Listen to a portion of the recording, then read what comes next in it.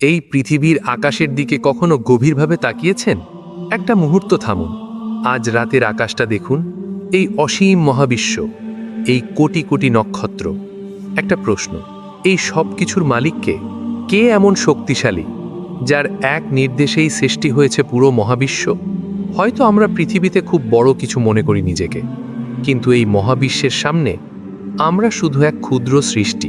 আর এই বিশাল রাজত্বের মালিক অসীম বরকতময় সেই সত্তা আল্লাহ, যার হাতে সমগ্র রাজত্ব, যিনি প্রতিটি বিষয়ের উপর সর্বশক্তিমান। তিনিই সৃষ্টি করেছেন মৃত্যু এবং জীবন। কেন?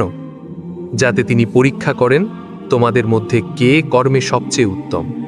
তিনি পরাক্রমশালী, তবুও তিনি ক্ষমাশীল। তিনি সৃষ্টি করেছেন স্তরে স্তরে 7 আকাশ। দয়াময় সৃষ্টিতে তুমি কোনো ত্রুটি দেখতে পাবে না।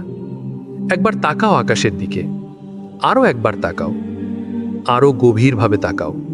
তোমার দৃষ্টি ফিরে আসবে ক্লান্ত আর ব্যর্থ হয়ে, কারণ তার সৃষ্টির পরিপূর্ণতা মানুষের বোধের বাইরে।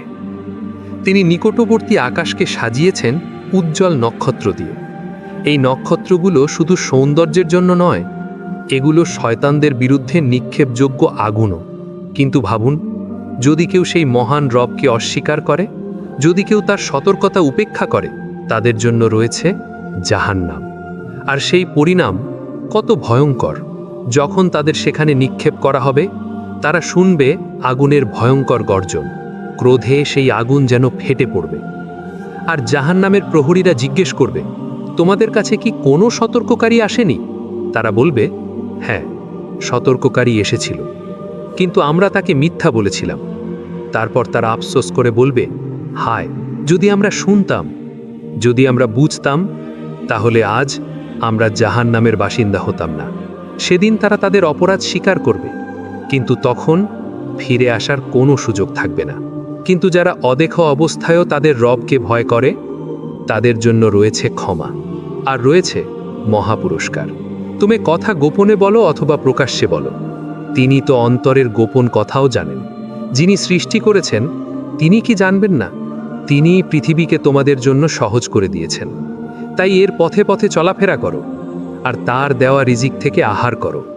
কিন্তু মনে রেখো, ফিরে যেতে হবে তার কাছেই। পুরো বিষয়টি শেষ করার আগে আপনার কাছে ছোট্ট একটি অনুরোধ, আখিরাতের কথা মনে রাখুন। পাশাপাশি শেষ বিচার চ্যানেলটি সাবস্ক্রাইব করুন। লাইক দিয়ে এই দাওয়াত অন্যদের কাছেও পৌঁছে দিন। আর যদি কোনো ভুল হয়ে থাকে, কমেন্টে জানাবেন।